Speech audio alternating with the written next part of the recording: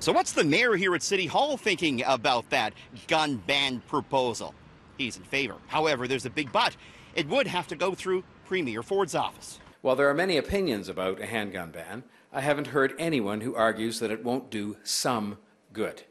Tory is down with it, but Trudeau's proposal to ban semi-automatic assault rifles and let municipalities like Toronto restrict or prohibit handguns would have to be approved by Premier Ford, who just last month said a handgun ban is not the solution.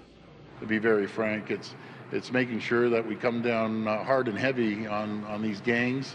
Is this a non-starter? Can you work with the Premier on this? I'm sure Mr. Ford will want to sit down and have a sincere discussion about letting Toronto make use of this power that is proposed here. You think you can turn him around on that issue, you think? Because he's been pretty staunch on that. Mr. Ford, I know, is interested in saving lives in a whole bunch of areas.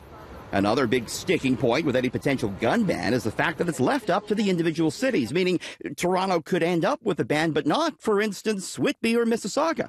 It won't be as effective as a national handgun ban, which is what I have called for. It is what the Toronto City Council has called for. It's what a number of other cities across Canada have called for. It's what doctors who treat people in emergency rooms have called for.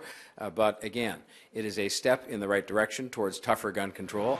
As for existing guns, Trudeau's proposal would create a buyback program for semi-automatic assault rifles, offering owners a fair price. But when it comes to the Danforth shooting, would any of this have helped? The gun used in that was legally purchased. No one can tell me it's not going to make a difference. There is no one solution to this problem, but it's going to make a difference if you ban handguns, in that those guns that are legally purchased or are legally, if perhaps carelessly stored, I think just won't be in the city. So clearly there's a lot that needs to fall into place before we see any sort of handgun ban here in Toronto. In the meantime, the gun industry is changing. Colt, which makes the controversial AR-15 assault rifle, says it's going to stop producing that particular gun. In Nathan Phillips Square, Richard Southern, City News.